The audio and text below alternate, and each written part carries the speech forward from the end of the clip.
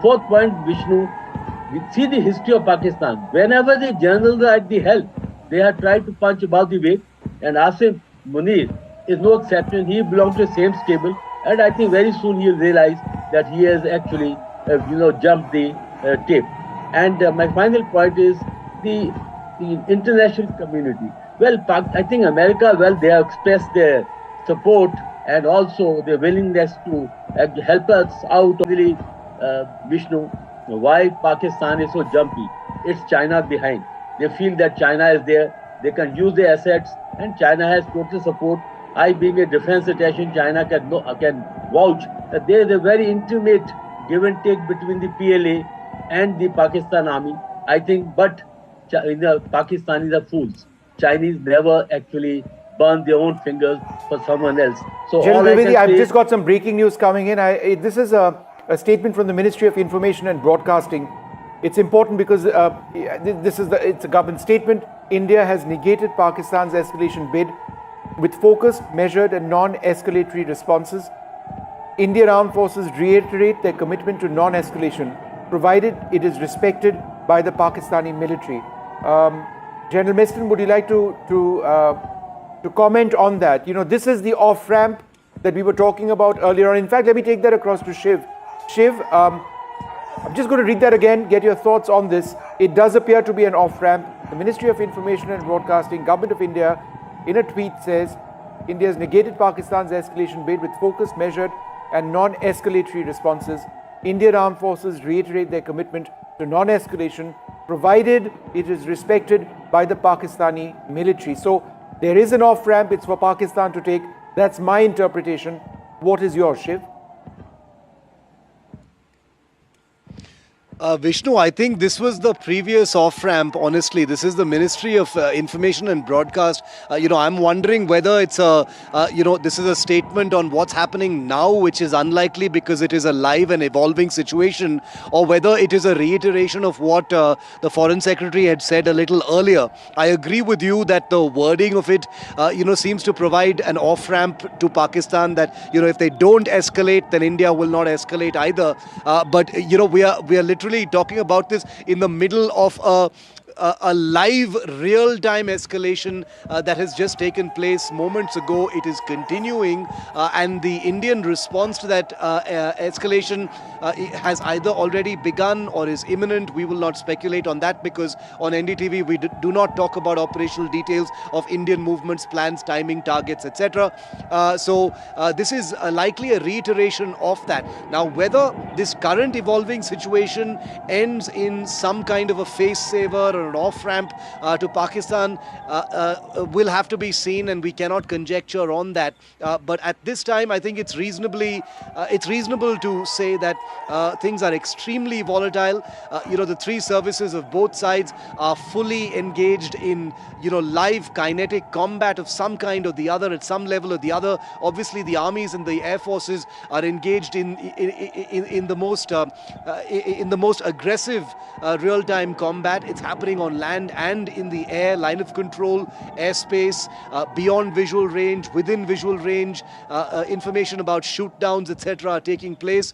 There's an absolutely vast amount of misinformation and half-baked information that is being purveyed, mostly by Pakistan, also being picked up by some Indian media, probably in a hurry to get things out. But I think what we're doing here, Vishnu, is the right thing, which is to corroborate as many things as possible, before things spiral entirely out of control. It's important to remember that the Pakistani intelligence forces, like they did in 26/11, will be watching Indian media, will be looking at things in Indian media, trying to pick up hints that may help their military plans, which are in motion right now. And therefore, the prerogative on us to be even more responsible is there in far greater measure. We are still to hear more details about the air defense situation around all these bases that were attempted to be targeted by Pakistan. I should use that word attempted because there is no information whatsoever or suggestion, Vishnu, as we know, that any of those targets have been successfully engaged or hit. It seems to be a complete wipeout as far as those incoming projectiles are concerned. And once again, for the second time in 24 hours, Vishnu, it seems that India's air defense forces and the integrated air defense system has performed to maximum effect. This is truly a surreal salute to the kind of expensive, sophisticated technology that India has integrated, invested in and deployed across these regions of India. And this is where they really start earning their money, and they so far are doing so admirably. Shiv, hang on as always. We've got General S.L. Narasimhan with us. We've got Major General G.G. Dwivedi, D.P. Srivastav with us, and also Ambassador Srivastav, and also Major General Sanjay Meston. Let me go across to you, General Narasimhan first. There have been attacks confirmed now on Indian military bases, Udhampur, Jammu, and one other. That the Integrated Defence Staff has confirmed that India has repelled these attacks. There has been a statement which has been put out by the government, which says that India is not keen on following an escalatory path, but that depends on Pakistan. There's a rider to that statement. In the context of these two developments, how would you assess where we are presently? We are present. Thank you, Vishnu, for getting me on your show. We are presently on a action-reaction kind of a mode. The action was started by Pahalgam, by Pakistan, and we reacted with Sindhoor, and then the action-reaction is still going on. I would put it in this manner that, these are actually initial stages of the action-reaction. Pakistan has to, the onus of escalation has been put fairly on Pakistan, and that is what the Foreign Secretary also mentioned in his press briefing today. As long as Pakistan controls itself, we will not escalate is the message. Yes, what I would expect is Pakistan will still escalate some more before de-escalating. So we should be prepared for it. That is the way I see it at this point in time. Ambassador Srivastav, would you like to comment on what this is server live ही नहीं है यार तो भाई मैं तो उस समय कर रखा था ना कर दो कनेक्ट इसको Pakistan's escalation bid with focused measures and non-escalatory response दोबारा भेज दूंगा कोई दिक्कत नहीं है मैं तो यार देखो कौन सा live 8 second server 11 by the Pakistani military. Do you believe this statement perhaps doesn't reflect the present situation where there is massive escalation because of Pakistan, or do you believe this which was put out at 9:12 p.m. is in fact an opportunity for Pakistan to take as an off-ramp to end this?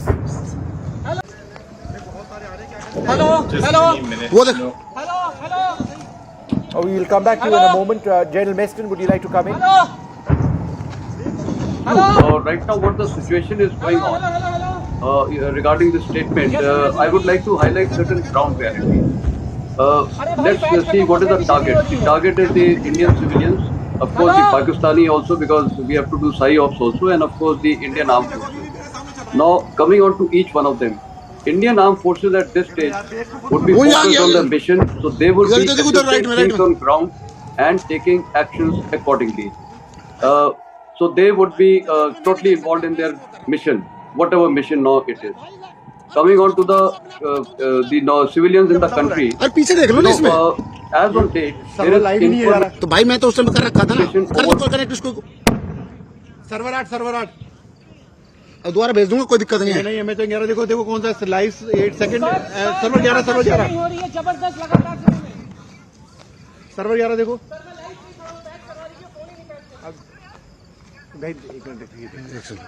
मुझे दिखा दो इधर दिखा दो बस देख कौन सा सर्वर 11 सर्वर 11 देखो स्लैब बंद कर रहे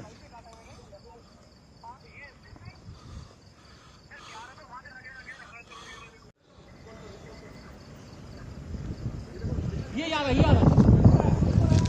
यार ये तो यहीं आ रहा है अरे क्यों कर बहुत सारे आ रहे क्या हेलो वो देख hello hello hello hello hello hello Jaisalmer से मनीष। अरे भाई पैच कर दो, बहुत हेवी शेडिंग हो रही है। क्या तुम दिख नहीं रहा? हेलो देखो अभी भी मेरे सामने चल रहे हैं। यार देख तो खुद वो आ गया इधर देखो, उधर राइट में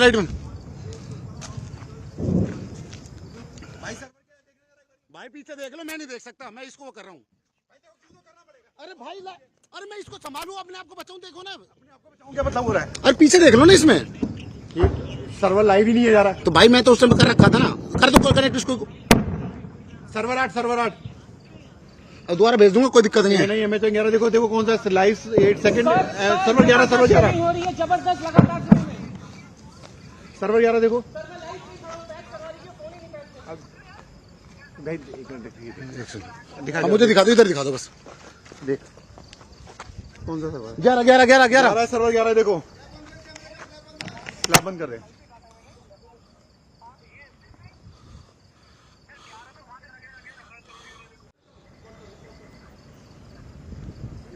ये आ रहा है। अरे यार ये तो यहीं आ रहा है, ये तो यहीं आ रहा है। अरे क्यों कर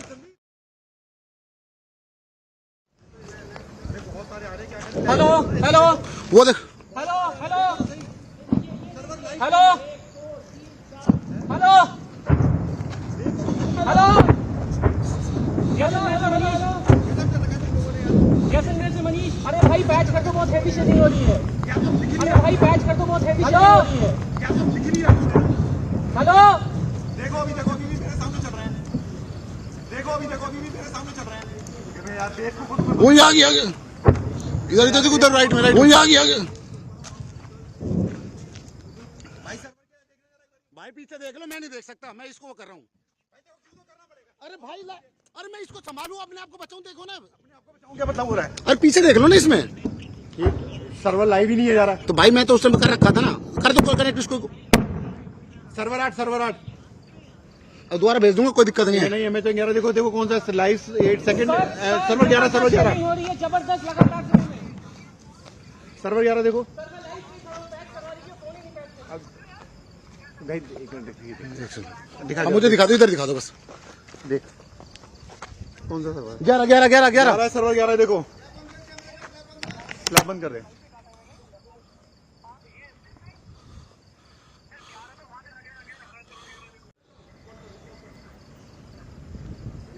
ये आ रहा है। अरे यार ये तो यहीं आ रहा है। अरे क्यों कर बहुत सारे आ रहे, क्या हेलो हेलो वो देख, hello hello hello hello hello hello Jaisalmer से मनीष। अरे भाई पैच कर दो, बहुत हेवी शेडिंग हो रही है। क्या तुम दिख नहीं रहा? हेलो देखो अभी भी मेरे सामने चल रहे हैं। यार देख तो खुद वो आ गया इधर देखो, उधर राइट में भाई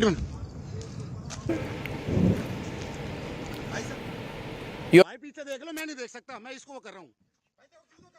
अरे भाई अरे मैं इसको संभालूं, अपने आप को बचाऊं, देखो ना अपने आप को बचाऊं, क्या बदलाव हो रहा है? अब पीछे देख लो ना, इसमें see entertainment, Bollywood, cricket industry, money-making industry needs to understand that when server 8 अब दोबारा भेज दूंगा, कोई दिक्कत नहीं है। नहीं मैं तो 11 देखो कौन सा लाइव 8 सेकंड सर्वर 11 हो रही है जबरदस्त लगातार। सर्वर 11 देखो भाई, एक मिनट दिखा, मुझे दिखा दो, इधर दिखा दो बस। देख कौन सा सर्वर 11 सर्वर 11 देखो, attack and when our military is responding with everything that they got, we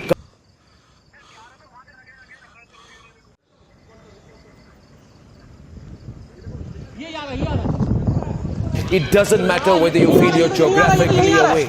Our fellow brothers and sisters have been attacked. Our children have been injured.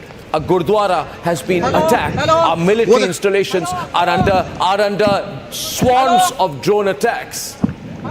Ladies and gentlemen, there has been an attempt like 1971 at targeting our civilian installations. Multiple cities have been attacked. And therefore, I'm saying this is not a time to go out there, watch a movie or watch a cricket match for IPL, for God's sake. This is a very serious situation. I call upon the BCCI, I call upon the people of this country, I call upon the Bollywood industry to take a pause tonight. Multiple cities have been targeted. Pathankot, Jammu, Amritsar, Kapurthala, Jalandhar, Ludhiana, Adampur, Bhuj, Falodi, Nal, Chandigarh, Bhatinda. All of Jammu and Kashmir has been targeted. Rajasthan has been targeted. Punjab has been targeted. And therefore, we all have been targeted. We are all under attack. But this time we are going to hit them hard. The country has been targeted deliberately by a nation which, when punished for terrorism, is gasping for breath. And therefore, I call for a very serious effort tonight to neutralize Pakistan in whichever way that we can. Ladies and gentlemen, I'm going to go back to Shawan for a moment right now, because this is, restraint is not our compulsion. Restraint is not our compulsion. If we want, we can strike their military bases deep inside Pakistan and the world will not bat an eyelid. And I think we're going to do that. Shawan with the latest news inputs. I give you 3 minutes, Shawan, to bring all our viewers up to date while I catch my breath and I get back with more news with you tonight. This is a breaking news situation. As you can see, we're not even taking any advertising breaks. This is big. Shawan, over to you. Shawan. Well, in fact, we're starting with the latest coming in. There is heavy artillery firing that has opened up right now as we speak in Akhnur sector in Poonch. In fact, our reporters are now sending us the live feed, the feed that has just come in. We're just going to defer it a little bit and put this out of the firing that has actually taken place in Poonch and along the line of control too, where we are given to understand that in Kupwara also they have opened firing. That's the latest coming in. As far as the counter strike is concerned, we're being told that India is already assessing all possible options. The answer that we have got from a top defense source that we are exploring all possible options right now, because a warning was essentially given to the Pakistanis. What the Pakistanis have done this evening, starting around 8, a little after 8 o'clock, is when a swarm of drones was sent towards Jammu. Targets were essentially all military installations in Jammu. I'm being told that apart from Doda, almost every region of Jammu was basically targeted by the Pakistanis. The current situation, as we speak, all drone attacks along the western border has been completely eliminated and neutralized at this point in time. I'm told that there is also another breaking news now coming in, a message that has now been sent by Nepal to Pakistan. In fact, this is a statement that has been issued by Nepal's foreign ministry, and I'm just going to quickly take our viewers through the statement in which this is what they say, that the government of Nepal is deeply concerned about the escalating tension between India and Pakistan following the terrorist attack. It must be recalled that Nepal had immediately unequivocally condemned the barbaric terrorist attack. Now, Nepal hopes there will be a de-escalation. Again, a message to the Pakistanis right now, because it seems... I think this is a very, very, very, very important statement that shows the level of isolation that Pakistan is facing tonight. And to the people of Nepal, we remember that you stand with us. And I want to tell the people of Nepal, for all the attempts of all countries to separate us, including China, we will always stand with you. We are brothers in this, and we are family in this, and it's very good. These have all been shut, and so in case you are headed out, you need to know that in addition to this, and I'm not sure if I've read them, but Kishangarh, Bhuntar, which is Kullu, and Ludhiana have been added to the airports list, closed. Presently, some of these are military airports, dual use, but civilian flights aren't going to be taking place at that stage. Some airports, some channels reporting that entry to airports across the country is banned. That is incorrect. Entry to airports has not been banned, but you do need to get to the airport 3 hours before a flight takes place. We're still waiting more details on what exactly has taken place in terms of the Indian Air Force's offensive against the incoming targets where the fighter aircraft have been targeted. More details like that, but we're awaiting that at this juncture. There's also been a total blackout, as you would expect, in several border areas. In fact, let's play out that map of areas where blackouts have taken place. These are just a few areas. I can tell you that there are many areas where this has taken place. We may not have all of the areas up, but local authorities, the district magistrate, the collector, etc., would be acting on their own on the basis of orders, that they have been receiving to shut down lights and ensure that people are therefore somewhat more safe. So that's the situation right now across India. I'm just going to summarize what the situation is and get Shiv Arur in at the moment. Over the last several hours, before 9 p.m., Pakistan launched its most fierce attacks into India, violating our airspace in multiple areas across our western frontier. There were attacks targeting Arispura, Samba, Arnia, Akhnur, Pathankot, Rajouri, Riyasi, Barmer, Jaisalmer, Firozpur, I'm not entirely certain. But as a result of this, India's air defense network was activated. Some of the attacks were meant or targeting military bases in India. All of those have been prevented. The images you see on your screen are of Indian surface-to-air missile units engaging Pakistani drones or Pakistani missiles. The government continues to offer Pakistan an off-ramp.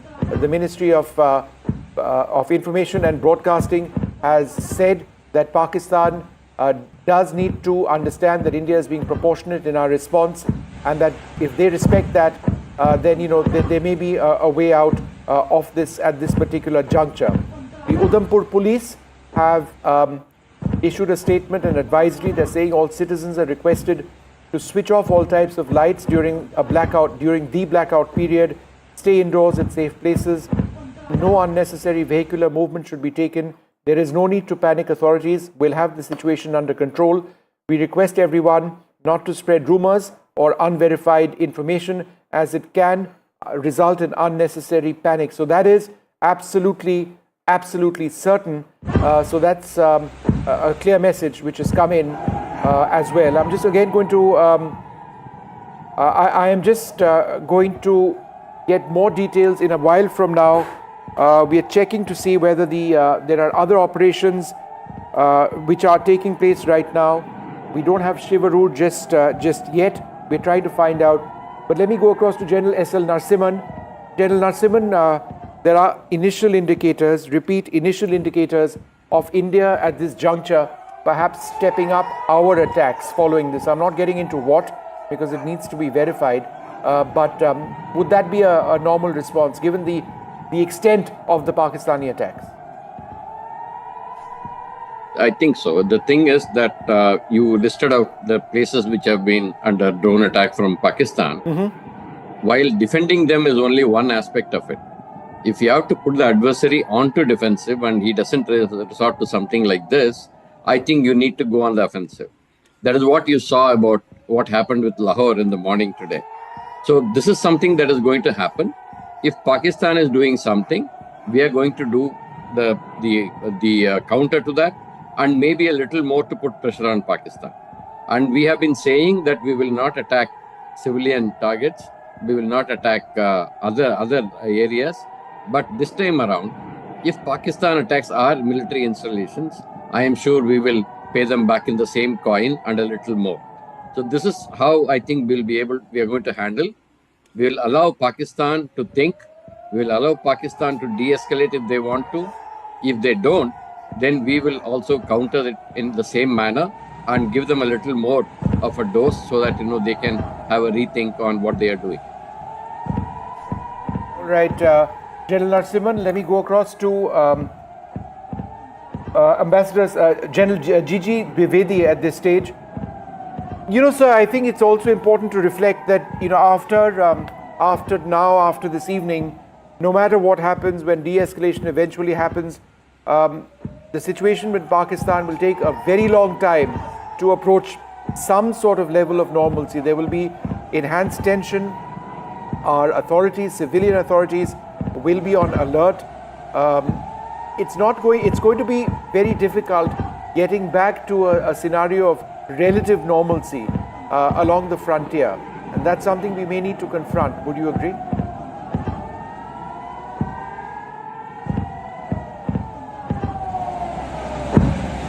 General Narasimhan, General Meston, would you take that question? Vishnu, sorry, I was thinking it is targeted at someone else. Can you just repeat, please?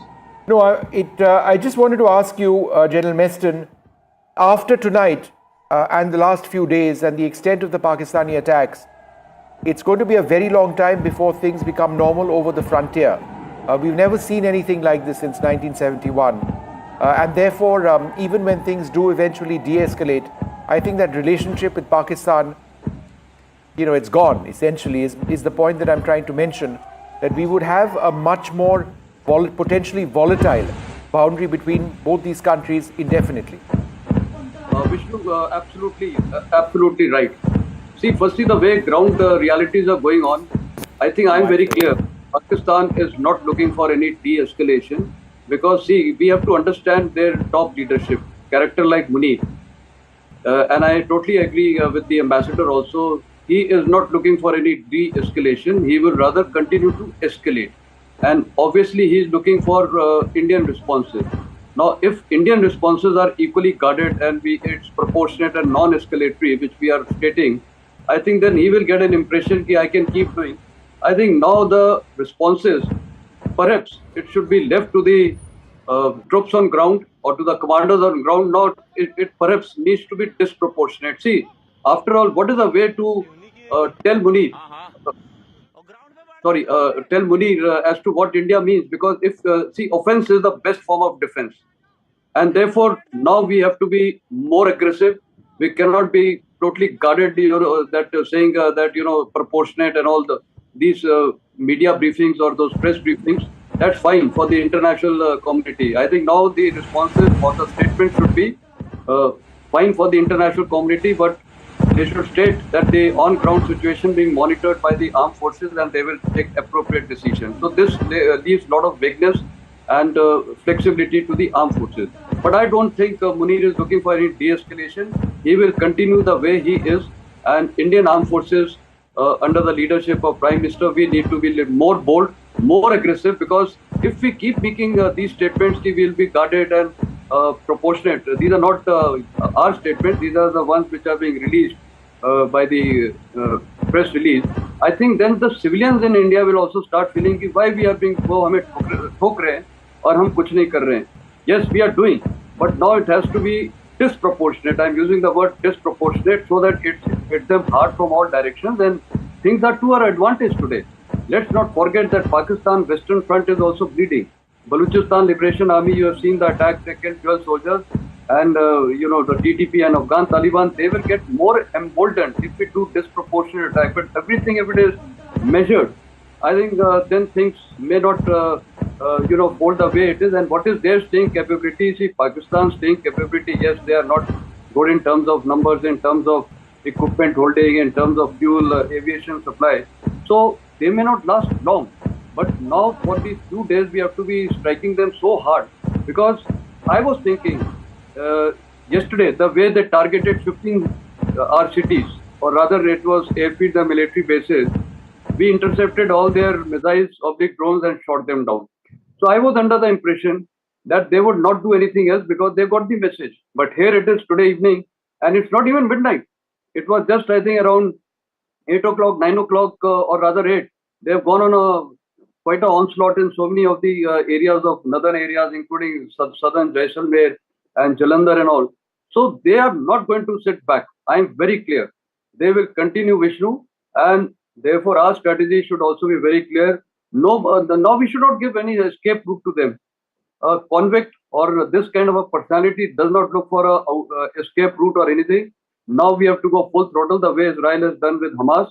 And I think I see a lot of Hamas footprints here. This Pahalgam attack has happened exactly the way our tourists were there. On the tourists, there also it was on the celebrations, and the Hamas guy was here and in February, and I think he has directed all this, and therefore they are also resorting to all these rockets and missiles and everything, and thinking India perhaps they are thinking, because we are a nation, huge nation, doing very well, so they are thinking that India will bow down. No way. We have to this time make Pakistan bow down, and also we have to keep one thing in mind.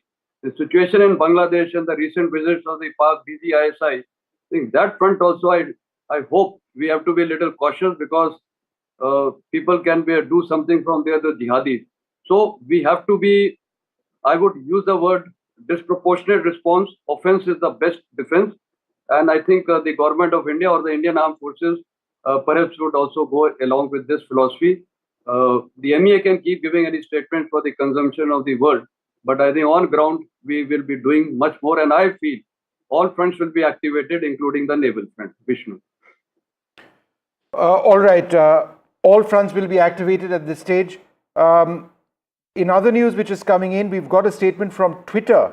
And Twitter becomes important at this juncture given the concerns which we have for fake news, information which is meant to, give a wrong message for people across India. So X has received executive orders from the Indian government requiring Twitter X to block over 8,000 accounts in India subject to potential penalties, including significant fines and imprisonment of the company's local employees. The orders include demands to block access in India to accounts belonging to international news organizations and prominent X users. So, to comply with the orders, we will withhold the specified accounts in India alone. We have begun that process. However, we disagree with the Indian government's demands. So, this can be another controversy for another day. The fact is that they have to do this right now because of, national security grounds, etc., etc. But they have been asked, and it is important news, to restrict or to curtail several accounts. There is a warlike situation happening, so perhaps that needs to be kept in mind at this stage, but that's something certainly that we'll be looking at very, very closely as well. General Narasimhan, you still with us, sir? I know it's been a long evening, but I'd like to thank all of our guests for being patient and with us as we collectively navigate this space. General Narasimhan, now we've got footage from Jammu. We've been trying to change this footage around. It's a tough question, but I'll ask it.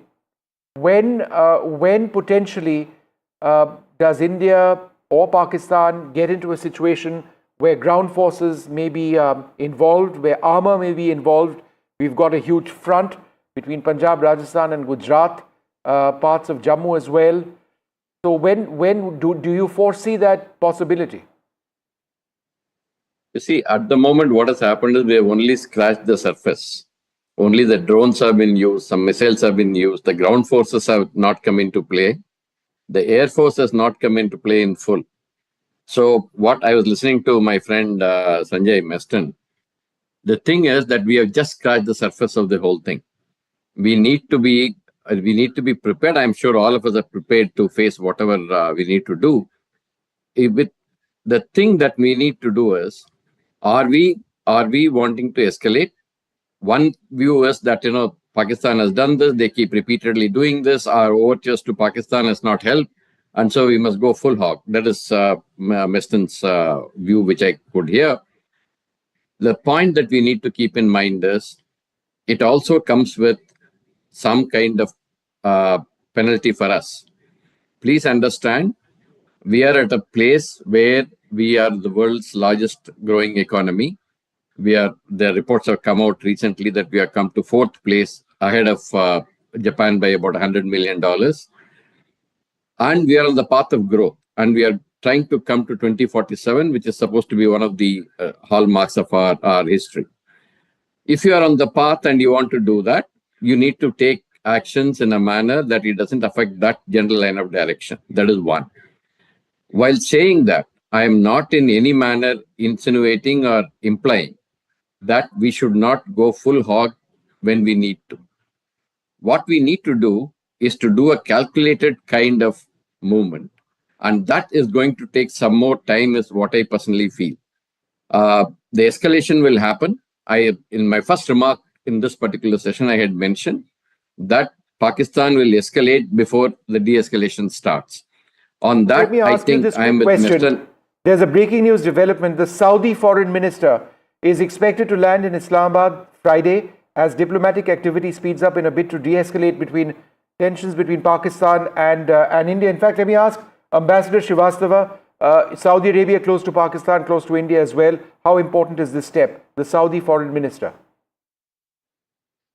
Saudi Arabia is one of the main donors for Pakistan. But Saudi Arabia has also sensed and has been victim of Pakistan's treachery. When Saudi Arabia needed Pakistani support in 2015 in Yemen against Houthis, Pakistan backed out. So they know that Pakistan plays it both ways. The visit is important, but I don't think that at this stage, this is going to make any difference to General Asim's calculus. He wants a win before he calls it off. And from our point of view, we need escalation dominance. To use a military term, I think my military colleagues will understand it better, but I want to distinguish it from disproportionate response. That is something we must avoid at all costs. I agree with General Narasimhan that we have a long-term objective of India's growth. We have made our point that India can give a befitting reply, which we have given. Now we need to control the situation, and we have to be prepared for some more escalation from Pakistani side. And I want to make one more point. You raised a very interesting question about Pakistan's internal dynamics. It will go beyond the border areas. Every lost war in Pakistan has led to a change in regime. 65 war saw Ayub Khan's demise. There was a time gap, but it was not simply Ayub Khan's demise. The East Pakistan broke away. 71 war led to the demise of Yahya regime. This time, it's basically Asim Munir running the show. Shahbaz Sharif is simply, he's simply a face. So there will be consequences within the army and within the ruling Punjabi elite. So we must focus on Punjab and make sure that Pakistan army learns a lesson so that it doesn't repeat this adventure. I'll make two related points. One of the weakest point of Pakistan is Karachi. Karachi port, Pakistan's tax structure, direct taxes, nobody pays. So 70% of Pakistan's revenue comes from customs duty. And that is where Karachi port comes in. I have served in Karachi. I was in Indian consulate in Karachi in early 90s. And in a very difficult time, I went through 2 gun attacks. I'm the only officer of the Foreign Service on which ISI pulled out guns. So Karachi port is something which, if we take care of it, it will deliver a big blow to Pakistan. The last point I want to make, and I think this is the most important thing, you look at the previous wars, and right now I'm not calling it a war situation. It's a kinetic action. It has escalated a bit, but neither side has declared it a war. And we hope that it remains that way. But if you look at the long-term results, the previous conflicts did not produce the deterrent effect that we wanted. The only deterrent effect will come not from kinetic action, but if we terminate the Indus Water Treaty. So far, we have suspended it. What is the difference? There is no difference in terms of legal consequences, but there's a huge difference in terms of practical consequences. Either way, Cross Ambassador to Shiv Arur as well, who's back with us. Shiv, we are very much in a fog of war sort of situation, and I mean it's normal, and we're sifting through a lot of information. Some is right, some is not right. Sometimes we get it wrong. Hopefully not terribly wrong, but I think we are getting it right mostly in terms of the information we put on air. In this fog of war situation, there is a statement from the Pakistani minister, their information minister, who says that reports of a Pakistani pilot under Indian custody are totally false and concocted. This is important because this is something which has been flying around Indian social media. We don't need to hold the Pakistani information minister, it isn't necessarily the gospel truth. But for now, this is a reaction which is coming from Pakistan. How would you look at this? The Pakistan information minister would be the diametric opposite of the gospel truth right now on all things. But Vishnu, I completely agree with you that as far as information is concerned in this fog of war scenario, we apply the NDTV template of verification and making sure that there are complete corroborations before we put out information, because it has a direct bearing on this evolving combat situation, and therefore we do not want to, even for a moment, for any reason whatsoever, put out something that may be blatantly false. In fact, on NDTV, like we've been doing for the last few hours, we've been not only reporting what's happening authentically, we've also been busting a lot of misinformation that's been coming in from the other side mostly, but some from within here as well, that's being put out on other media. Important because the security of our armed forces right now and the missions that they're conducting is paramount. It's more important than anything else right now. You're right. There are lots of strands floating around making claims, including of a Pakistani pilot being captured. That's what the Pakistani information minister is talking about at this point of time. But I agree with you, Vishnu, when you say that I think it's important to get it right rather than rush into information and then be proven wrong later. There's a huge meltdown happening in Pakistan right now in the face of all these developments, because they feel like it's an information war. The people of Pakistan are not being told anything by their government. There are all these blatant denials and social media narrative building that the Chinese have learned, that the Pakistan have learned from the Chinese, and therefore it's a situation that Pakistan finds itself isolated in, and therefore I think it's important, even more so on us, to get this information right, because India is not Pakistan. India can never be compared with Pakistan. The militaries of the two countries are as disparate as professional militaries are possible to be in this modern age. All of this was triggered by attacks on terrorist groups, and the Pakistan military has attempted to attack Indian military installations, which to me as a human seems to suggest that Pakistan is confirming that terror groups and terrorist establishments are actually military assets of that country. It's an open secret. Everyone has always said it. But I think Pakistan in the last 48 hours has proven that it is really the global fountainhead of terror by deploying its national resources, for which the people of Pakistan pay taxes, in order to defend or retaliate against attacks on terrorist infrastructure in that country. Let's never ever forget that as we continue to report overnight tonight, Vishnu. Shiv, just for the benefit of our viewers, the reason why it's pitch black where you are reporting from is because there's a blackout. When did that start? Do you remember approximately? And when there was a blackout, was there a sense of disquiet all around you? Absolutely. About 90 minutes ago, Vishnu, is when the blackout began here in Srinagar. We were outside where it was completely dark. Here we're inside. We've been herded inside the place where we're staying right now in Srinagar, where all the curtains are drawn and we're allowed just a little glimmer of light so, people can hear me if not see me. But the blackout continues even now. I'm told there will be a complete power outage in about 20 minutes from now at about midnight. There will be a complete power outage, and we'll be running on batteries for at least the foreseeable few hours until the morning. I'm hoping not longer than that. But that, of course, entirely depends on the, on the administration and the security scenario. These blackouts are not only happening here in Srinagar. I hear they're happening in different parts of Punjab, Haryana, and other frontier areas, Himachal Pradesh as well.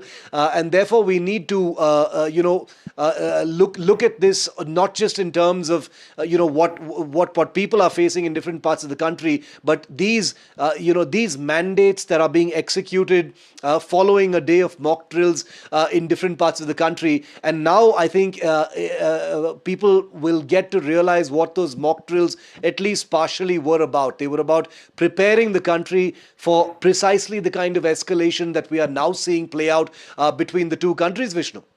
Shiv, this is confirmed. India Gate is being completely evacuated in New Delhi, and no one is allowed to stop or remain in the vicinity of the monument. Now, that's not that big a deal. There are occasions during the year when people aren't allowed to go near India Gate, but obviously the timing of this is no coincidence. Any thoughts on this? Traffic is moving around the circle around India Gate, but people aren't allowed to go up to India Gate. I'm not surprised at all, Vishnu, that public places are being evacuated. Remember, India Gate late in the night can get quite crowded, especially if it's a cool night. I don't know what the weather is like in Delhi right now. It's very cold in Srinagar. But evacuation of public places where large numbers of people congregate is probably sort of a playbook protocol at this point of time. The administration wants to be able to manage open spaces, public spaces where people gather in large numbers. This must be very much part of the civil defense protocol in terms of emergency procedures. Clearing out large public spaces must be one of them, Vishnu. I'm hearing that this is happening in certain other places as well. Of course, we'll give out that information once we have a confirmation. But as we get closer to midnight, usually around the time when these escalations actually happen, I think it's a decent moment to remind ourselves that this escalation began, around 8, just after 8 o'clock this evening, which means that it's going to be a long night. That escalation was triggered then, by air defense systems activated over Jammu. That was the trigger point around 8 p.m. Now we're nearly at 12, 4 hours later, and it doesn't seem to have stopped. In fact, the information is still coming in. Our entire network of reporters on NDTV is bringing us information by the minute, not just from here in India and the different places that Pakistan attempted to attack, Vishnu, but as you know, also coming in from Pakistan, where it is infinitely more difficult to authenticate or corroborate information. But we, of course, and our network are doing our best, because what's happening on the other side is perhaps, even more important at this point of time, because Pakistan has begun a cycle of escalations, for which there will be consequences. Let's make no mistake. And to use the words that you used, Vishnu, a short while ago, India is obviously not sitting around and just taking this. Shiv, I think what would be useful and just come in when you feel like is to remind our viewers who may be tuning in on what's taking place, because there's so many strands of information and I don't claim to remember all of them. But let me start. First up, there have been major Pakistani attacks before 9 p.m. on Arispura, Samba, Arnya, Akhnur, Pathankot, Rajouri, Riyasi, Barmer, Jaisalmer. There have been blackouts in several cities. There have been military attacks on military facilities such as Jammu and Udhampur and Pathankot as well. In all cases, in terms of attacks on military facilities, these have been repelled by surface-to-air missiles or air defense artillery, or even non-kinetic means, by which I mean anti-drone jammers. Missiles have been used in these attacks as well. Those have been intercepted. Interceptions of targets coming of incoming drones or projectiles have been reported in several areas. In New Delhi, India Gate itself has been cleared from tourists and those people, others who like to be there.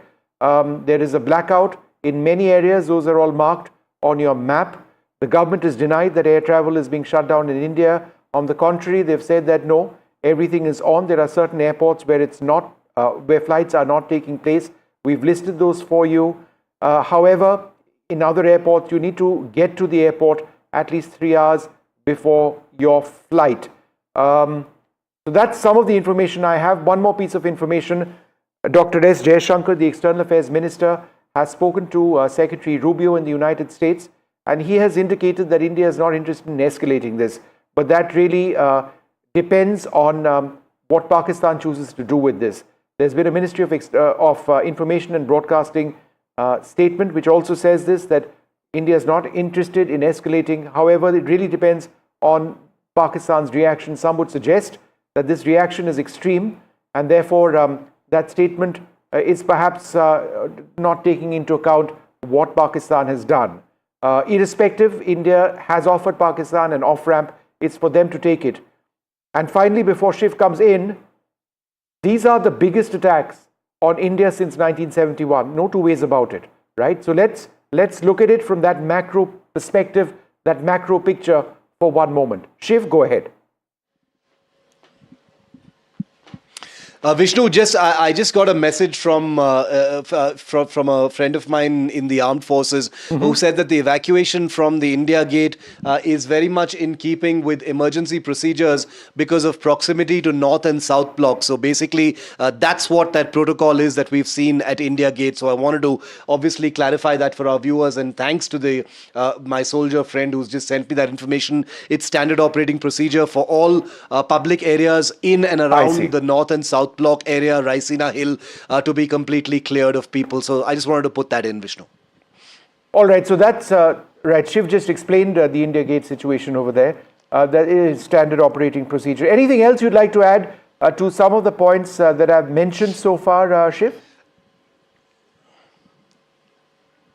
Vishnu, I think the biggest questions that our viewers probably have right now, as we roll out our coverage overnight tonight here on NDTV, is what's happening inside Pakistan. You know, I don't want to negate what's on people's minds right now because they're wondering why there isn't more information coming in on what's happening inside Pakistan. Because if you go onto social media right now, it's an absolute free for all in terms of information, claims, counterclaims, narrative, agenda, things like that are happening. Obviously, this is the place where you get all that authentic information. Some of those things that are being said on social media have been corroborated, and you and I have reported them, including the F-16 being shot down. Shiv, let me interrupt you for half a second. ANI are talking about another aircraft having been shot down as well. Shiv, half a second. Here's a tweet from ANI, which is very close to the government. A Pakistani Air Force jet has been shot down in the Pathankot sector by Indian Air Defence. Multiple sources tell ANI more details are awaited. So this is important. This is about 12 minutes old, this particular tweet. We've been asking the government, the authorities this question for a while. Nothing has come in. Your thoughts, Shiv? Important, Vishnu, because this is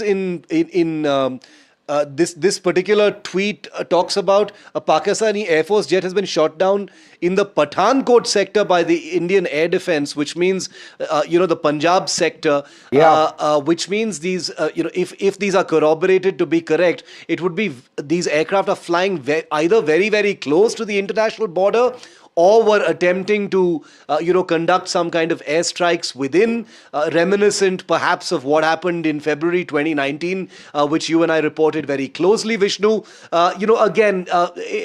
It's almost futile conjecturing as to what circumstances, under what circumstances something like this may or may not have happened. But, ANI is a formal news agency that has reported this. And like you said, they do have their contacts in the government, so they should be able to get authentic information of this kind. They are reporting that an aircraft has been shot down in Pathankot. We don't know if this is in addition, Vishnu, to the F-16 that we've been reporting about already, or whether this is another jet. Remember, there's all a flutter about an AWACS aircraft as well. That's been corroborated by one person, but until we have at least two more corroborations, which is our benchmark, we won't be confirming that as, indicative of what is possibly true at this time. But all of these strands of information, Vishnu, make it very clear that there is a hectic air battle on. There are air assets, both on the Indian and the Pakistani side, which are, possibly engaged in some kind of exchange that is not visible to us right now, because the only visual and visible element of this entire deeply dramatic kinetic escalation is the Indian integrated air defense engaging with those incoming Pakistani missiles and drones. And I think I don't think we're going to get any visual sort of manifestation of the air battle that's taking place, because that's a playground that's too vast. We're talking about, many hundreds of square kilometers of airspace in which aircraft will be operating in, from the Rajasthan sector to the Gujarat sector, where the army has confirmed that a Pakistani drone was shot down over Sir Creek a short while ago. We have a confirmation on an F-16 going down.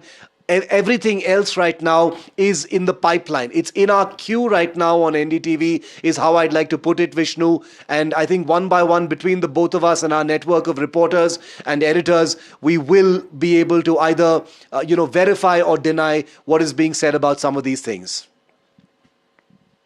Indeed. Lots of international strands in terms of information as well. One of the important ones is that the Saudi foreign minister is flying to or will be traveling to Pakistan on Friday. Saudi Arabia is very close to Pakistan, very close to India as well. There would presumably be conversation on de-escalation. India has always said that this is something between India and Pakistan. It's a bilateral issue. It needs to be sorted out between both these countries. We don't need a third party per se to intervene. However, there have been offers of assistance, for example, from the United States. The Saudis going over there, whether they persuade Pakistan to de-escalate, that needs to be seen, because at the end of the day, India will outlast Pakistan in any military conflict. That's just the way it's going to be. The size of our armed forces considerably larger. The size of our military assets, considerably larger as well. Technology-wise also superior. There are certain areas where the Pakistanis are near peers, but by and large they aren't. If you look at the disparity in strength between the navies, for example, of both sides, the Pakistan Navy is not in the same league, not at all.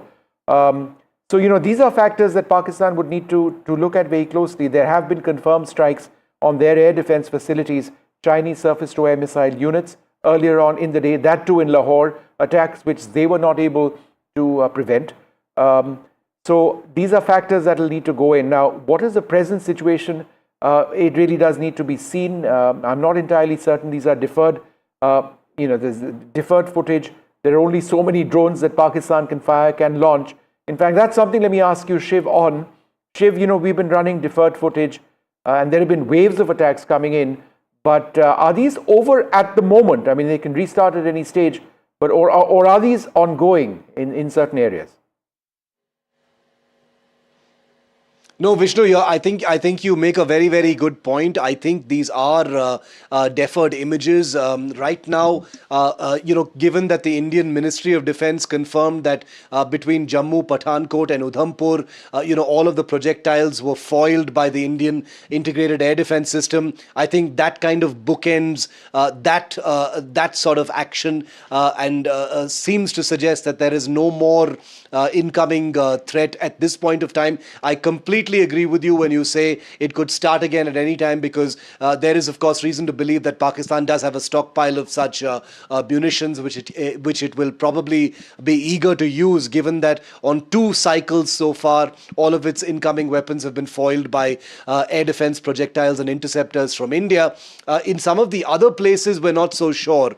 We've been talking about Samba and Jaisalmer and certain other places. Gwalior was apparently, a place that was being looked at as a possible target by Pakistan.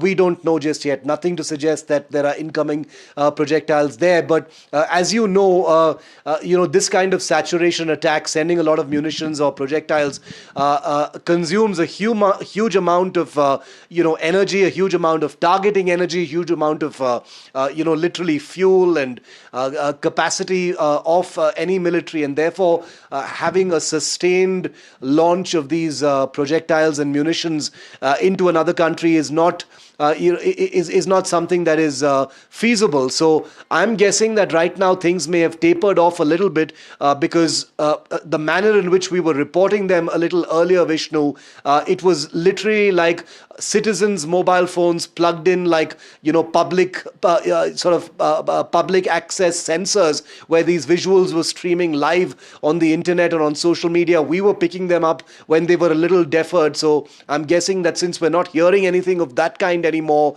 Those things may have quietened down for just a moment. But I agree with you when you say that it could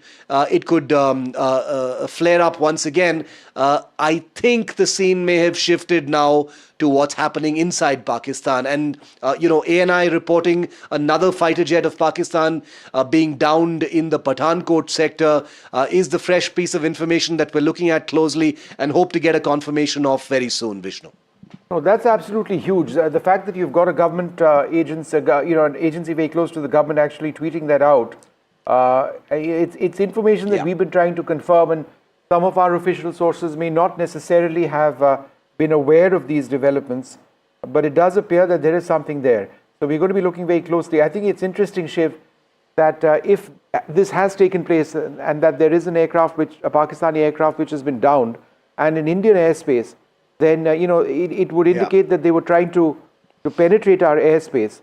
When in fact, what we've seen so far is both countries taking shots from well within our respective territories. That's because there are standoff weapons which are available. India's got the Scalp, which can hit targets out several hundred kilometers. Pakistan as well. They've got certain cruise missiles as well, which can be fired. Their munitions off their aircraft in terms of long-range missiles. They don't have the legs that our missiles do have. But to actually get into this incredibly defended airspace and be shot down, that really does say something. Shiv? 100% agree with that assessment, Vishnu. We do know an F-16 has been downed. If another aircraft has been downed in addition to an AWACS and possibly other aircraft, we don't know this for sure. We're only reasonably certain about the F-16. Then it would suggest a very, very chaotic, slightly out of control scenario playing out in Pakistani airspace. Where they've been completely engaged by Indian, either Indian fighters or Indian air defenses, surface-to-air systems. It's also reasonable to assume that some of these aircraft, if not all of them, may have been, in the process of some kind of offensive action or flying very close to the border in an aggressive, intimidatory fashion.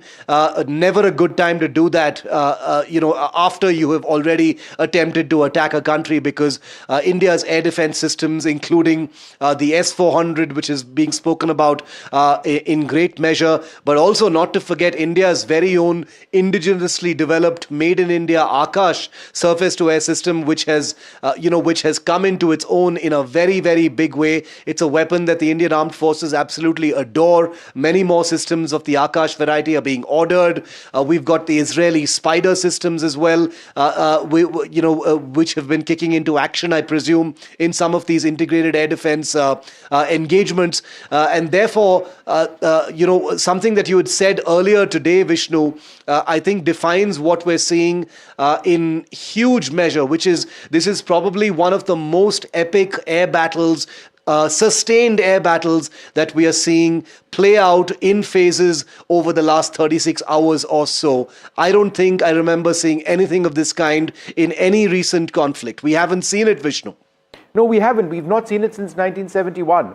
And what strikes me is not the number of drones coming in or the number of missiles being fired, but the extent of the frontage where the Pakistanis are attacking. So we'll go back to using that word which we've been using, I think, accurately, that it's a war-like situation. We aren't calling it a war because there hasn't been a move of tanks. In fact, that's been denied by our army sources. They've said that there has been no move of tanks.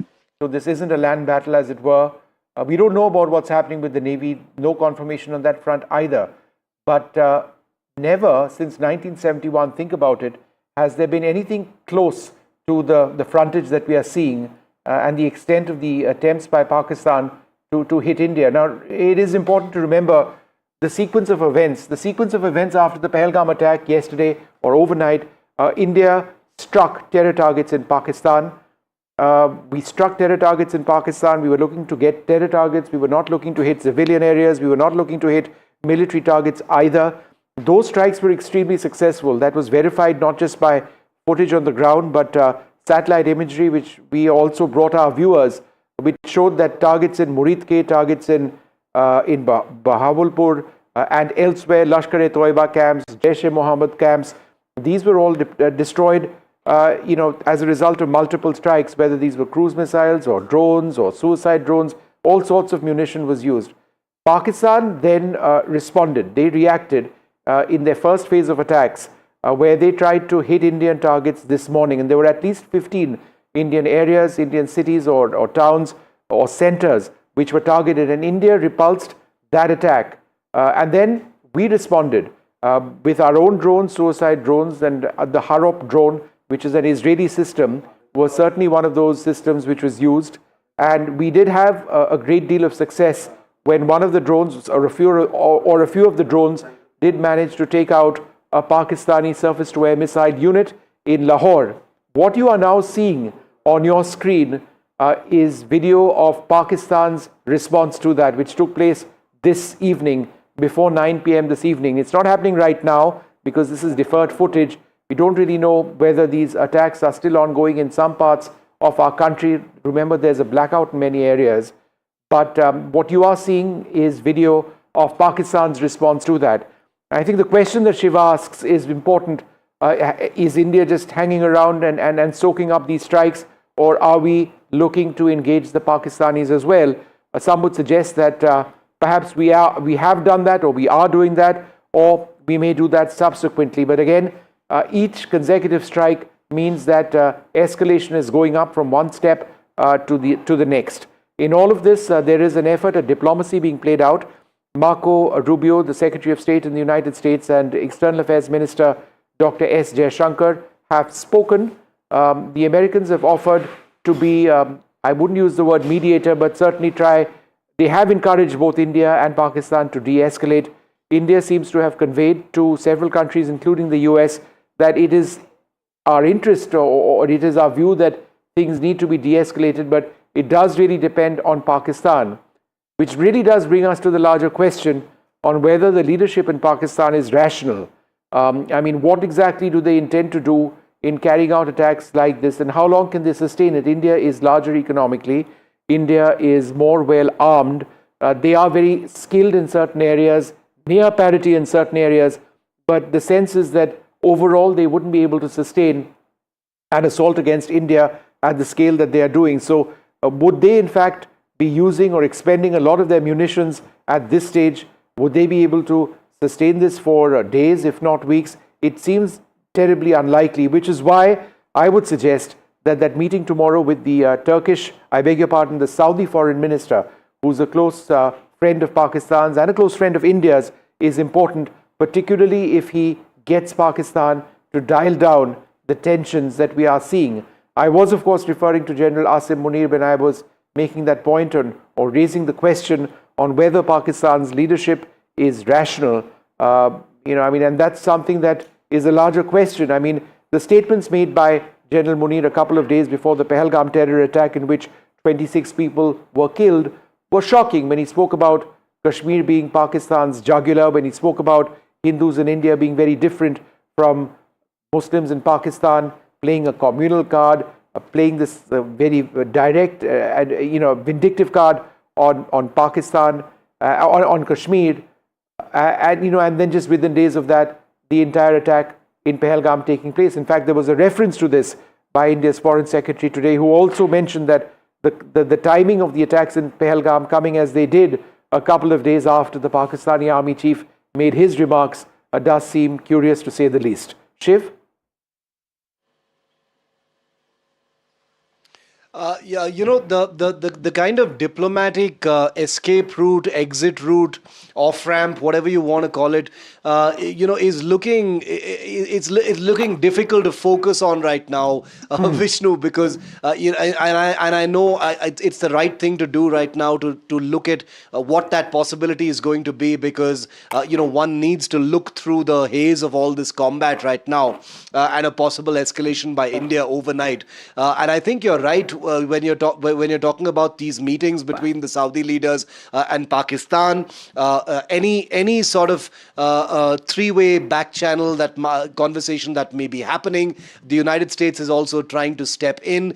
Even though I think the sense I get from people I've been speaking to, from what Dr. S. Jaishankar says, from what Vikram Misri said earlier today in response to some of those journalist questions, is that the world respects India's right to defend itself. The world acknowledges that every action that India is taking right now is well within its rights in terms of the kind of damage that Pakistan perpetrated through the attack on innocent civilians in Pahalgam. So, when it comes to diplomatic support, outright support, calling out Pakistan, obviously it's been a bit of a mixed bag. We've seen even some of our closest allies like the United States and others try and prevaricate and equidistant themselves when it comes to terror, which has been embarrassing. But let's never forget the large elephant in the room when it comes to some of these technical issues, including diplomatic. One of them is China.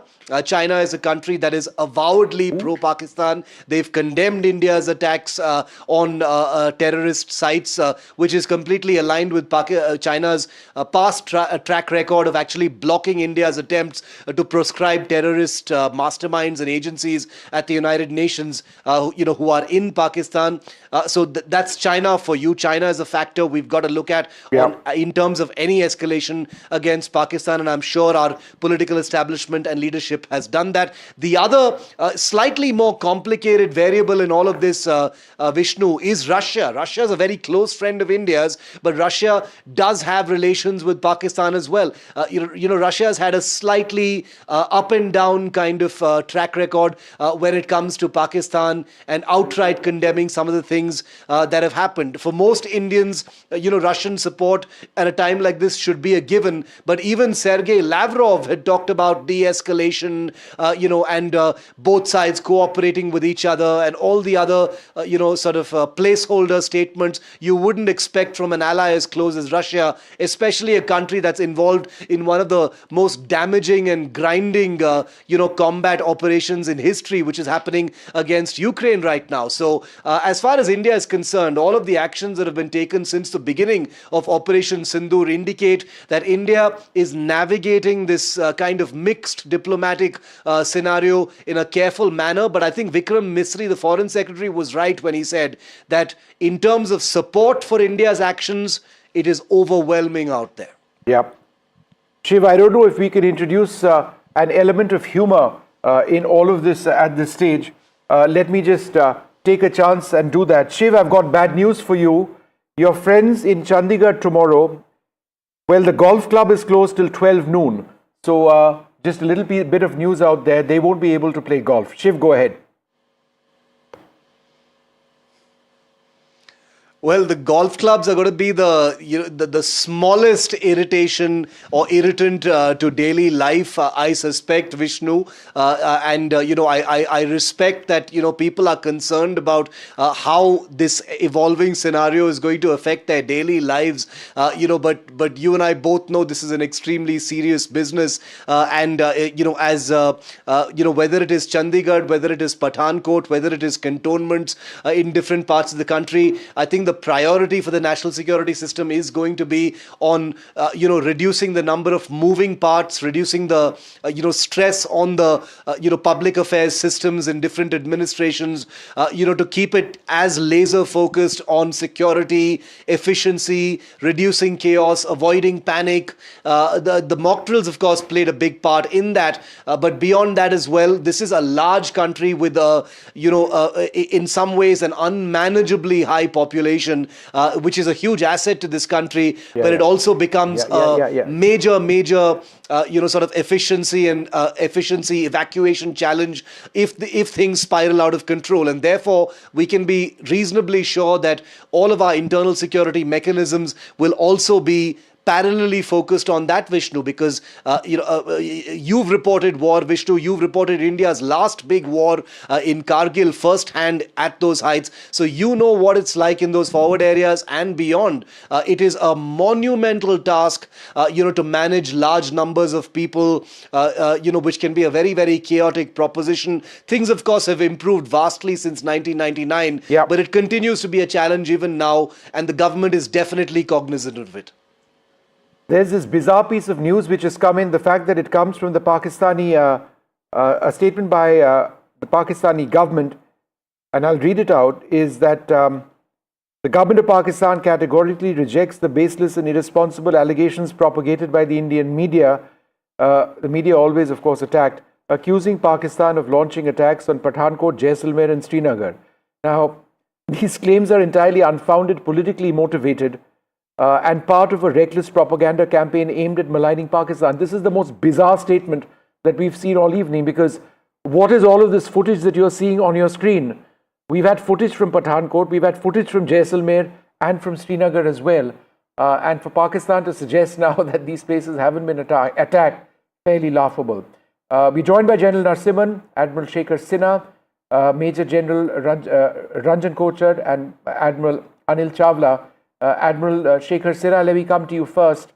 We have gone up the escalatory matrix right now. Naval forces, whether they've been operationalized whether they've been used to strike Pakistan or not, we still don't know. But do you see that as a possibility as, things seem to be becoming worse? Vishnu, thank you for getting me on your program. I think the escalation ladder, the Navy will obviously be the ultimate one, because it's a all long-range weapon. These are not short wars, and when it goes out of submarine or a ship, it's going to hit and create a very big chaos, and it will probably hit a target which is economically very important to Pakistan. So it's going to become a economic warfare. But I would say that the violation of the airspace by the drone in Sar Creek area, which is very close to Gujarat, is a very clear indication that the Pakistanis are not going to stop here. And I'm sure that the government and the naval headquarters and the naval hierarchy is all ready all across the Makran coast, and they only have to be told where they want to start the action. As you know, Navy has the ability to be very flexible and shift the entire focus of warfare to a different theater. And if we find that pressure on our army, on our western border becomes high, then positively there will be a requirement to shift the Pakistani army's attention to somewhere else where they will have to move their troops. So I think this is the one of the important ones in the PAK, the wolf in the PAK, if I may say so. But one provocation has been that the drone has been shot down in Sar Creek, which is very close to our Gujarat border. Yeah, that's true. Admiral Anil Chawla, how do you see the developments that are now taking place? Do you believe that India is obliged to respond to this with as much force, if not more, if that's not already happened? Thank you, Shom. I think this is war in all but formal declaration, and I think India is responding very rightly so with very proportional and measured responses. And I think Pakistan is feeling the heat. We have seen the damage that has been wrought to their air force and their air defense systems. And we've also seen that their attacks, which you rightly said, with their claiming they have not happened. But interestingly, this I wanted to point out is a standard Pakistani tactic, because even after the Uri attacks, by the Indian army, the Pakistani army said nothing happened.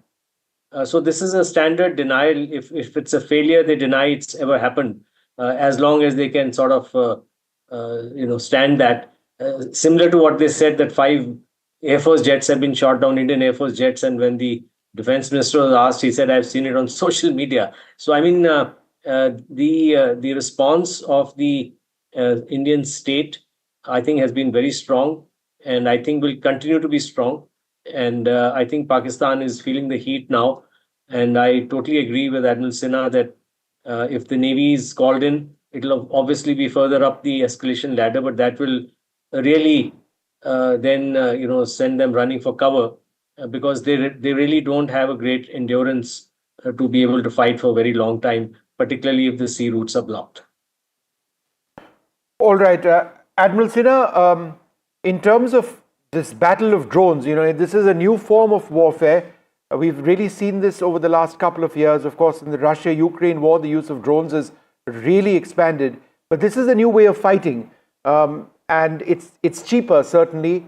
It's perhaps less effective, but obviously, since these are unmanned, the risks are lower.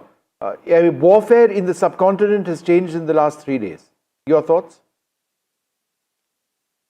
Particularly when it comes to warfare on land over land, very much the drones are extremely effective and the low cost solution. As you have seen that even on the land border right now, or the attacks which have been carried out, it has been a mix of drones and the manned aircraft and the missiles. So I would think that at sea, you saw what happened in Red Sea area during the Houthi attacks. A lot of drone attacks have gone in. But I want to point out something very significant for the Navy. Fighting a naval battle in a confined space like Red Sea, for a Navy, it's a confined space, Vishnu, and open Arabian Sea is quite different because, there is much more room for ships to maneuver, stay out of the ranges of the drone, and much more time to engage the drone and shoot it down. And the Navy has fair amount of ability now to fight do an anti-drone war. So I would think that yes, it is a cheap method of doing it, and that actually creates the asymmetry and always in favor of the guy who's using the low-cost solution. And that's exactly what Pakistan is doing now. We have to just wear them out, Vishnu. They don't have very much. I don't think except for one country, anybody is giving them any money to fight this. They will wear out sometime or the other. The government has just taken a very right decision that just wear them out and make sure that you shoot down everything that comes. After all, every attack is consuming the number of missiles, Vishnu, and it's not endless. And we are saving our missile, and we have much bigger stock, Vishnu. No, that's absolutely correct. Admiral Chawla, let me come to you first. Again, for the benefit of our viewers, in a war-type situation, when does a government or our government potentially consider the use of the Navy? It's not the first thing that you do. I think it is when the sort of escalation reaches a point where the conflict is going to be lengthened, that there is a requirement to get in the economic aspect of it, as Admiral Sinha pointed out. And essentially, one of the major assets that the Navy brings to play is blocking the economic lines, the sea lines of communication or sea lines of economic support, in simple terms, that the other country has. And Pakistan is particularly vulnerable in this regard. They really have only two major ports in and around Karachi, and the one in Gwadar, while it is operational, is not very well connected. So it can't really be used to really supplement or replace what is available in Karachi. So therefore, being reliant on a single port for them is an Achilles heel. And this is something that if the Indian Navy, like the 1971 war, brings its operational might to bear on that, I think they will really have a tough time. And I think this is something that they would be in their minds, definitely, that this is what has happened in the past and this is what can happen now. So I think at what stage the government brings it in will depend obviously on the strategic situation at that time. But it is essentially when you want the sea lines of communication to be stopped, for the country to be starved of any further oil and ammunition. And as I brought out earlier, and as Admiral Sinha mentioned, they don't have any great stockpiles. We are aware of that. And most of the missiles and the drones that they are sending across are being shot down. And as such, drones are largely a tactical weapon. They're very effective tactically, but they are not really of any great strategic impact. So therefore, I think it will be up to the government when to bring the Navy in. But it would be when I think a tipping point has been reached, and the government feels that it's now time to use the sea pressure to bring in to bear on Pakistan on its already very fragile economy. All right, let's just go across to Shiv one more time. Shiv, before I come to Shiv, the news from Chandigarh is that in a small period of time, if not already, they will be switching on the lights. But then there is this request to citizens there that, look, please maintain a voluntary blackout. So that's what we are hearing. Shiv, anything else that you're picking up? These blackouts are happening in different cities, Vishnu. So I think this is going to be a little bit of a sort of a story in motion. I think people should expect short notice announcements of this kind by their administrations, whether it is blackouts, whether it is power outages, etc., for the next few hours or days as this situation evolves. Because, just a couple of hours ago, we were in the middle of reporting a very, very high voltage confrontation between India and Pakistan, missiles, drones, air defense systems being used, the line of control being lit up with artillery, etc. I've just got information from our contact in the Uri sector that there have been some injuries and possibly some casualties on the Indian side, from shelling by the Pakistan side. Civilians, I'm talking about, not military. This kind of thing is going to happen, Vishnu. Whether it is Chandigarh, whether it is Amritsar, whether it is Jalandhar, Avantipura, Adampur, Kapurthala, all of the cities that were on that list that the Indian Ministry of Defence put out in its statement as having been defended by integrated air defence, but also other cities. We're talking about places in Rajasthan, we're talking about places in Gujarat. All of these places will fall under that national security umbrella right now, as being places of interest, if I can use that phrase, in terms of what Pakistan is attempting to do. They're looking to, get their weapons to wreak some kind of damage in some kind of high-profile location, and that's perhaps the reason why we're seeing, evacuations from public places, sanitization of some areas. This is where all that practice actually comes into effect. The fact that those mock drills haven't happened since 1971 is obviously something that would have borne down on the establishment's mind very deeply, but this is where that starts making its money as well, and that starts paying off in terms of reducing public panic, avoiding chaos, increasing efficiency of administrative services in getting people to safety, should the balloon go up even further than it already has, Vishnu. All right, Shiv. Again, for the benefit of our viewers, the footage that you see on your screens, and again, this is all deferred footage. Let's get the locations of these areas out, please. I think it's Jammu, and there are several other areas. People have been sending in footage to us, telling us that of what they're seeing, what they're hearing. This was earlier in the evening, 2 different areas, Jammu and in Akhnur. The blasts, the explosions are of surface-to-air missiles engaging incoming Pakistani projectiles, whether they're drones or they are missiles, we don't know. There have been at least 3 Indian military stations which have been attacked, Udhampur, Jammu and Pathankot. The attacks over there have been repelled through kinetic means and non-kinetic means, which basically means jammers. There have been attacks in Akhnur as well, which have taken place.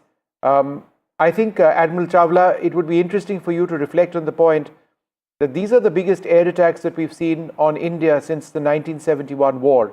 And it works the other way as well. Pakistan, we've hit Pakistan harder than we ever have by way of air attacks since the 1971 war. That's how big all of this is.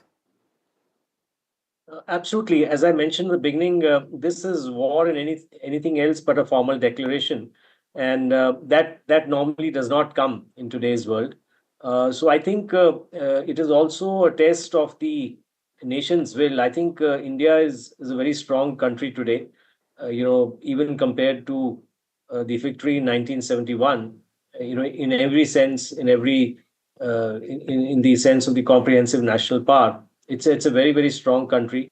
The leadership is extremely strong. And I think with this kind of strength that we have, Pakistan should be very wary. And I think that's what they're trying to do, because when you see their statements, on television, even the ISPR, they keep talking about this peace, something like Bagal mein chura aur muh mein ram ram sort of thing. But they're trying to keep emphasize that, so they are essentially looking for a way out of this.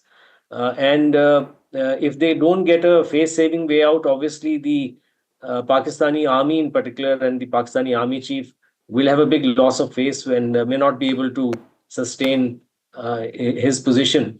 Already, if you remember, just a short time back, the army had suffered a massive blow when the corps commanders' houses, etc., in Karachi and in Lahore were attacked and ransacked. And there was this internal division within the military as well. They're also getting hammered very badly in Balochistan.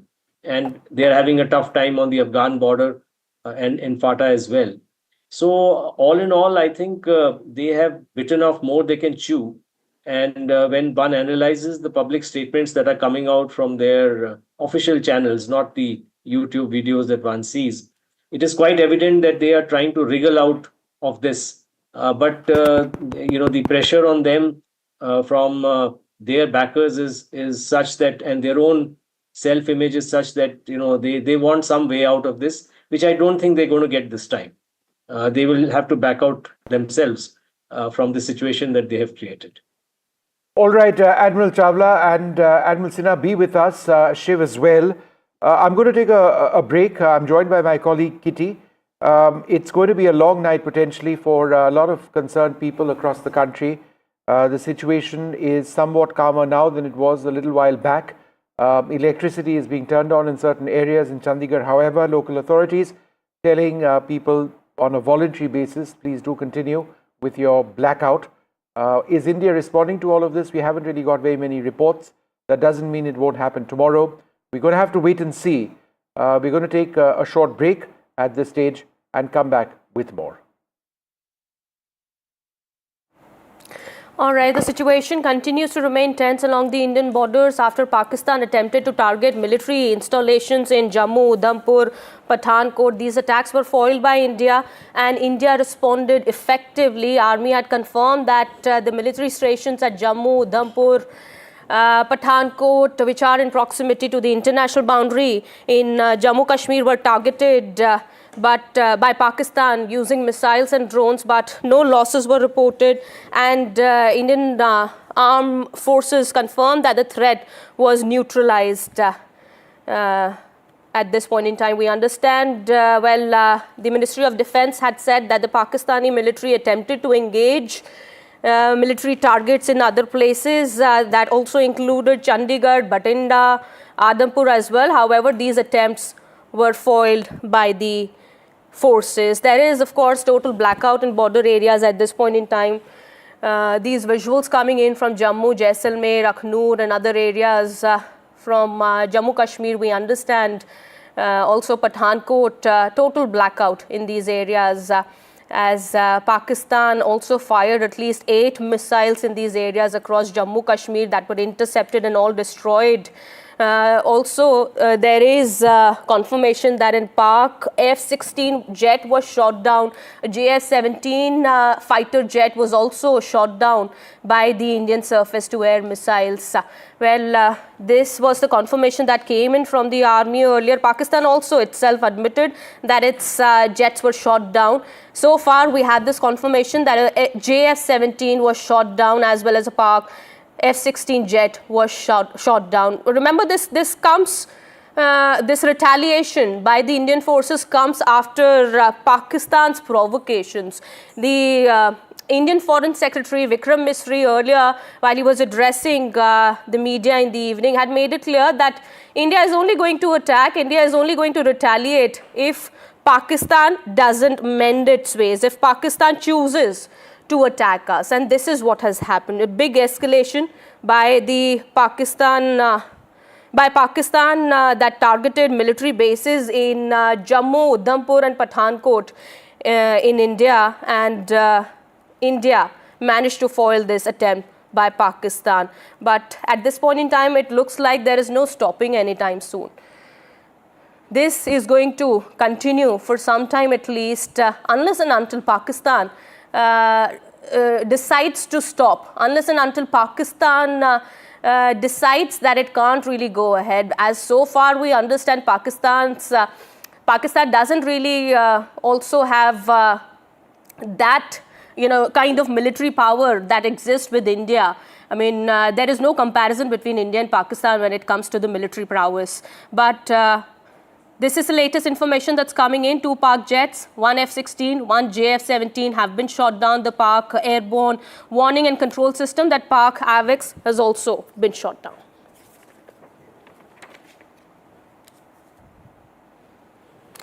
All right, defense analyst Lieutenant General S.L. Narasimhan with us on the broadcast. Sir, how do you gauge the situation at the moment? As I've been saying, there is no stopping anytime soon, isn't it?